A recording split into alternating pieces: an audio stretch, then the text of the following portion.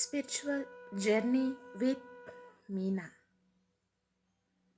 So నాతో మీరు ఆధ్యాత్మిక ప్రయాణం చేస్తూ ఎన్నో ఆధ్యాత్మిక విషయాలు నాతో పాటు మీరు కూడా తెలుసుకోవాలని మనస్ఫూర్తిగా కోరుకుంటున్నానండి. మనకి ఆషాఢ మాసం మొదలైంది కదా. ఈ ఆషాఢ మాసం యొక్క ప్రత్యేకత గురు పూర్ణిమ. మరి అసలు దీని యొక్క విశిష్టత ఏంటి, మనం ఎందుకు జరుపుకుంటామో తెలుసుకుందామండి. మరి గురు పూర్ణిమ యొక్క విశిష్టత తెలుసుకునే ముందు అందరికీ నా యొక్క హృదయపూర్వక నమస్కారాలు తెలియచేస్తున్నాను. గురు పూర్ణిమ ఎందుకు జరుపుకుంటాము? ఆదియోగి, ఆది గురువైన మహాశివుడు ఆషాఢ పౌర్ణమి నాడు సప్త ఋషులకు జ్ఞానబోధ చేశాడని శివపురాణం చెబుతోంది. ఆది గురువైన వ్యాధవ్యాసుడు అసలు పేరు కృష్ణద్వైపాయనుడు. వేదాలను 4 భాగాలుగా విభజించి వేదవ్యాసుడయ్యాడు. వేదాలతో పాటు మహాభారతం, భాగవతం, అష్టాదశ పురాణాలు రచించాడు వ్యాసుడు. ఆయన అందించిన ఆధ్యాత్మిక వారసత్వం కారణంగానే వ్యాసుడిని ఆది గురువుగా కొలుస్తారు. వ్యాసుడి పుట్టినరోజున ఆషాఢ పౌర్ణమిని గురు పౌర్ణమిగా, వ్యాస పౌర్ణమిగా జరుపుకుంటూ తమ గురువులను పూజించి వారి ఆశీస్సులు తీసుకుంటారు. గురు బ్రహ్మ గురు విష్ణు గురుదేవో మహేశ్వర గురు సాక్షాత్ పరబ్రహ్మ తస్మై శ్రీ గురవే నమః. మనిషి పుట్టినప్పటి నుంచి మరణించేదాకా ప్రతి క్షణం ఏదో ఒక కొత్త విషయాన్ని నేర్చుకుంటూనే ఉంటాడు. అతడు నేర్చుకునే ప్రతి అంశం వెనుక గుప్తంగా ఒక గురువు దాగి ఉంటాడు. బ్రహ్మ, విష్ణు, మహేశ్వరులు కలగలిసిన రూపం గురువు. అందుకే మాతృదేవో భవ, పితృదేవో భవ, ఆచార్యదేవో భవ అన్నారు. అంటే తల్లిదండ్రుల తరువాత అంతటి స్థానాన్ని పొందేది గురువే. గురువును బ్రహ్మ, విష్ణు, మహేశ్వర స్వరూపంగా పూజించే ఉత్కృష్టమైన సంస్కృతి మనది. ఘు అంటే అంధకారం, చీకటి అని అర్థం. రు అంటే తొలగించటం అని అర్థం. అజ్ఞానమనే చీకటిని తొలగించే గురువు సాక్షాత్ బ్రహ్మ అనడంలో సందేహం లేదు. అద్వితీయమైన గురు పరంపరలకు అలవాలం మన భారతదేశం. గురువుల విద్యా విధానం అమలులో ఉన్న కాలంలో గురువులు దైవంతో సమానంగా పూజించబడేవారు. ఆ గురువులు కూడా శిష్యులని తమ కన్న బిడ్డల కన్నా మిన్నగా ప్రేమించేవారు. గురు పూర్ణిమను పురస్కరించుకొని గురువులను స్మరించటం వల్ల త్రిమూర్తులను పూజించిన పుణ్యఫలం వస్తుంది. గురు పూర్ణిమ ఎందుకు జరుపుకుంటాము? ఆషాఢ పౌర్ణమి నాడు దత్తాత్రేయుడు తన శిష్యులకు జ్ఞానబోధ చేసిన రోజుగా దత్త చరిత్ర చెబుతుంది. వ్యాస మహాముని ఈ రోజున సత్యవతి శంతనులకు జన్మించాడని, కొన్ని సంవత్సరాల తరువాత ఆయన ఇదే రోజున వేదాలను ఋగ్, యజుర్, సామ, అథర్వణ వేదాలుగా విభజించాడని ప్రతీతి.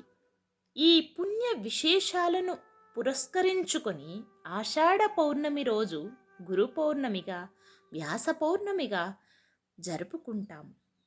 ఆషాఢ శుద్ధ పౌర్ణమిని గురు పౌర్ణమి లేదా వ్యాస పౌర్ణమి అని అంటారు.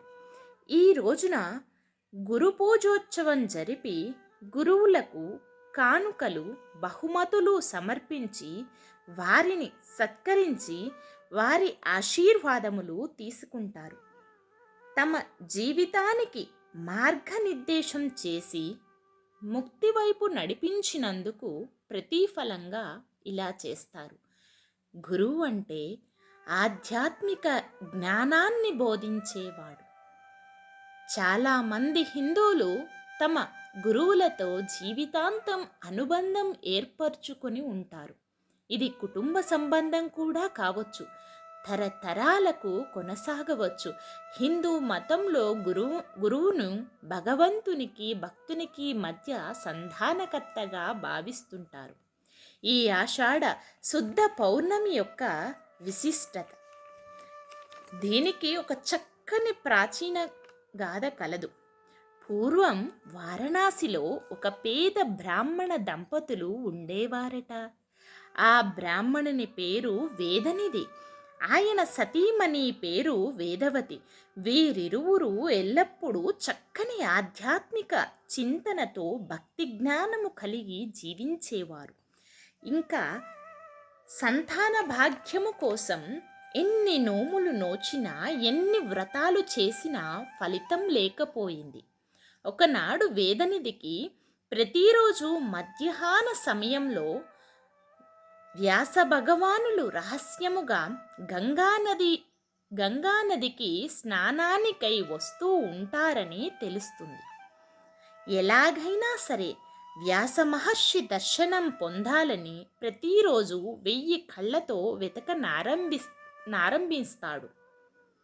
ఈ క్రమములో ఒకరోజు ఒక భిక్షువు రూపం ధరించి దండదారుడైన వ్యక్తిని వేదనిధి గమనిస్తాడు. వెంటనే వేదనిధి వారి పాదాలను పట్టుకుంటాడు. ఆ భిక్షువు చీదరించుకొని కసురుకుంటాడు. అయినా సరే పట్టిన పాదాలను మాత్రం విడవకుండా, మహానుభావ, తమరు సాక్షాత్తు వ్యాస భగవానులని నేను గ్రహించాను, అందుచేతనే మిమ్మల్ని శరణు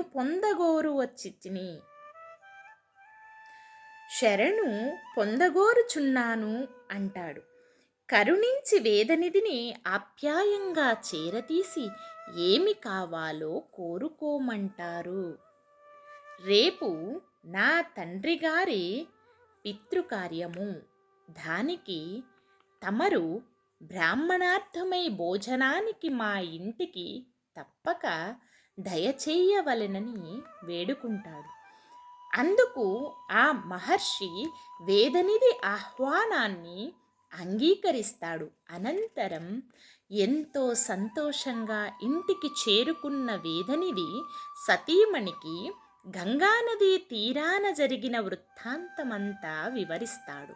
మరుసటి రోజు ఉదయమే ఇచ్చిన మాట ప్రకారం వారి గృహానికి విచ్చేసిన వ్యాస మహర్షిని ఆ దంపతులు సాధారణంగా లోనికి ఆహ్వానించి అతిథి సత్కారము చేసి పూజిస్తారు. అనంతరం దేవార్చనకు తులసీ దళాలు, పువ్వులను సిద్ధం చేస్తారు. వారి పూజ అనంతరం ఎంతో శుచిగా వంటకాలను సిద్ధపరిచి శ్రాద్ధ విధులను విధి విధానంగా నిర్వహిస్తారు. అనంతరం ఆ దంపతులు ఆ వ్యాస భగవానునికి సాష్టాంగ నమస్కారం చేస్తారు. వారి ఆతిథ్యానికి ఎంతో సంతోషపడి ఆ మునిశ్రేష్ఠుడు, ఓ పుణ్య దంపతులారా, మీకు ఏం వరం కావాలో కోరుకోండి అని అంటాడు. ఎన్ని నోములు వ్రతాలు చేసినా సంతాన భాగ్యము మాత్రము మాకు కలుగలేదు అని బదులు పలుకుతారు. అందుకు త్వరలోనే మీకు తేజోవంతులు, ఐశ్వర్యవంతులు అయిన 10 మంది పుత్ర సంతతి కలుగుతుందని ఆశీర్వదిస్తాడు. ఈ క్రమంలో వేదనిధి వేదవతి దంపతులు వ్యాసముని అనుగ్రహంతో సుఖ సంతోషాలు అంత్యమున విష్ణు సాముజ్యాన్ని పొందగలిగిరి. వేద వ్యాసుడు మానవ జాతికి మంచి ఆధ్యాత్మిక వారసత్వాన్ని అందించి వెళ్ళాడు. కాబట్టి ఆయనను మానవాళి అంతటికి గురువుగా భావిస్తుంటారు. వేదవ్యాసుని పూర్వనామం కృష్ణద్వైపాయనుడు. వేదకాలపు సంస్కృతినంతా 4 వేదాల్లో ఆయన సంకలనం చేసిన తరువాత ఆయన్ను వేదవ్యాసుడిగా పిలవటం ప్రారంభించారు. దక్షిణ భారతదేశంలో కొన్ని ప్రాంతాల్లో పూర్ణిమ వ్రతాన్ని ఆదిశక్తి పేరిట ఆచరిస్తుంటారు. ఈ పర్వదినం సందర్భంగా ఆలయాల్లో ప్రత్యేక పూజలు నిర్వహిస్తారు. పూర్ణిమ నాడే కొంతమంది సత్యనారాయణ వ్రతాన్ని లేదా పూజను నిర్వహిస్తుంటారు.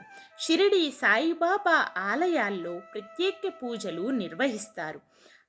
ఈరోజు గురు పూజోత్సవం జరిపి గురువులకు కానుకలు సమర్పించి వారిని సత్కరించి ఆశీర్వాదం తీసుకుంటే మంచిది. వ్యాసాయ విష్ణురూపాయ వ్యాసరూపాయ విష్ణవే నమో వై బ్రాహ్మణిదయే వశిష్ఠాయ నమో నమః. ధన్యవాదములు. గురువులందరికీ నా యొక్క హృదయపూర్వక కృతజ్ఞతలు తెలియజేస్తున్నాను. Please subscribe my channel.